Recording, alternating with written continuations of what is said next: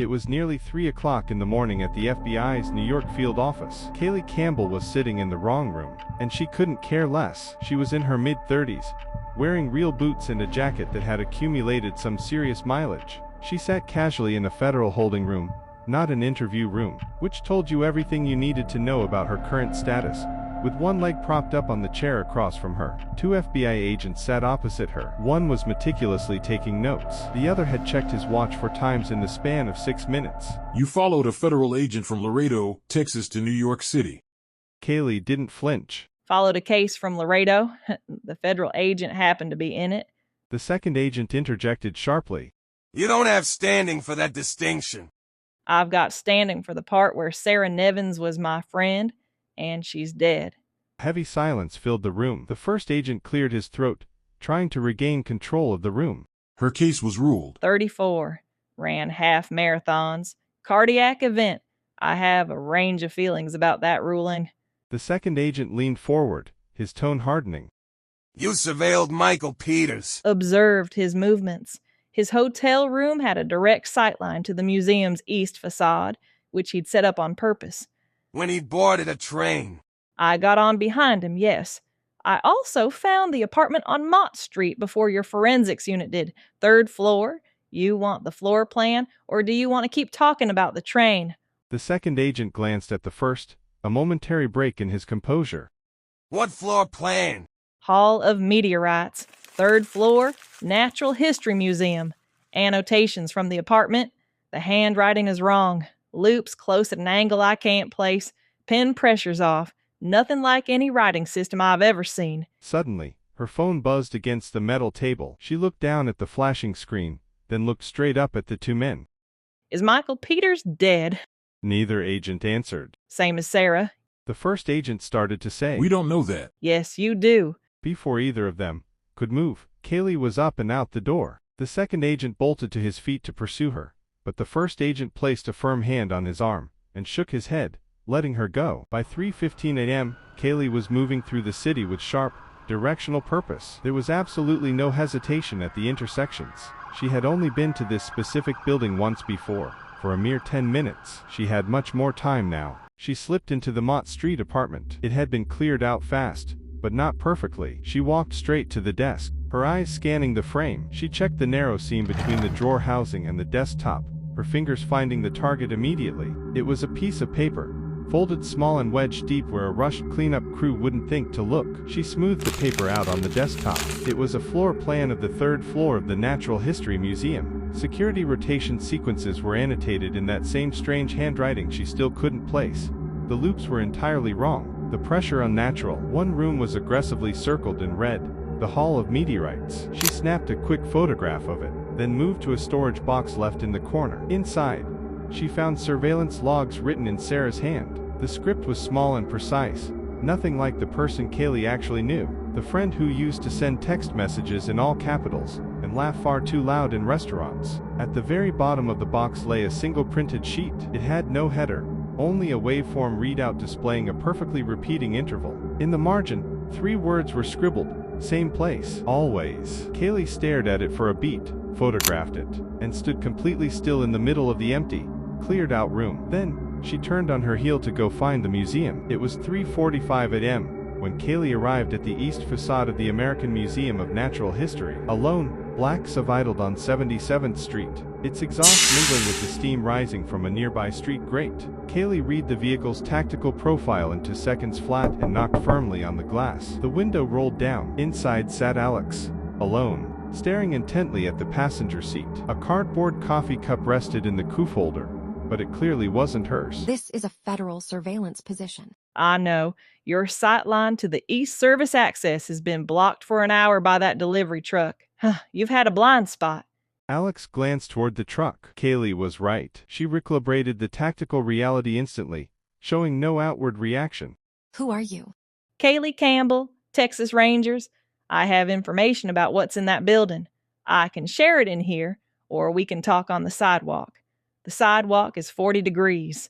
Without a word, Alex reached over and unlocked the passenger door. Cayley climbed inside. It wasn't a triumphant entry, it was just business. Talk. The meteorite. Hall of Meteorites, 3rd floor. Somebody's been planning this for at least 5 years. There was a 2021 attempt classified as a miscataloguing error 3 months later. Same target. This is the conclusion, Alex, not a rehearsal.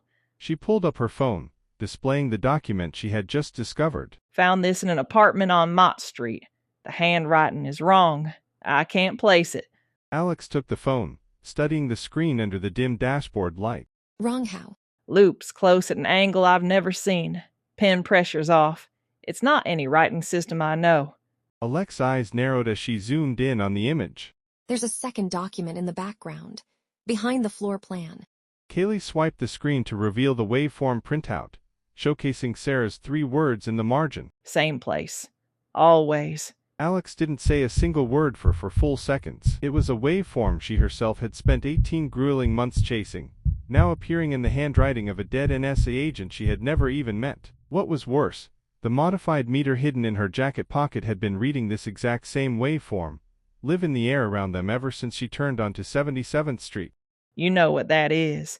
Sarah Nevins, what do you know about her? For the first time, a softer, more vulnerable tone broke through Cayley's tough exterior. She was my friend. We were in the academy together. She called me 3 weeks before she died, said she'd found something she couldn't put in an official report yet. If anything happened, she needed someone entirely outside her chain of command to know the shape of it. In case. Alex stared straight ahead through the windshield. Nadia Chen, 2024, 31 years old, Columbia University, theoretical xenobiology, found in a Red Hook Alley, cardiac event. You're telling me this happened before?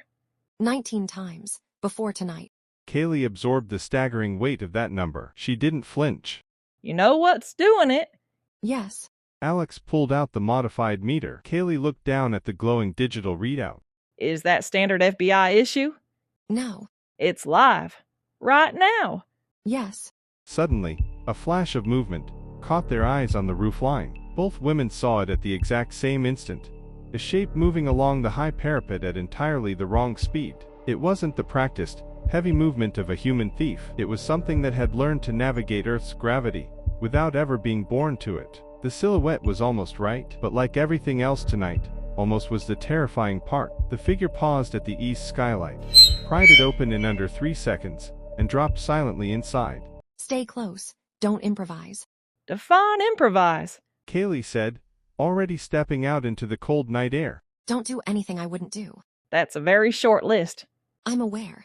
Inside the dim lobby of the American Museum of Natural History, the overnight security guard, 53 years old, with 11 years on this specific post, sat perfectly still in his chair. He had quickly decided that total stillness was the correct survival strategy for the evening. Alex and Cayley burst through the service entrance. Alex flashed her badge before the man could even think to stand. 3rd floor. What did you see? On the feed, just for a second, right before the cameras went to static. I thought it was a person. Look, I know what a person looks like moving through a dark gallery. We've had break-ins before. This was different. Different how? Like it knew exactly where to put its feet.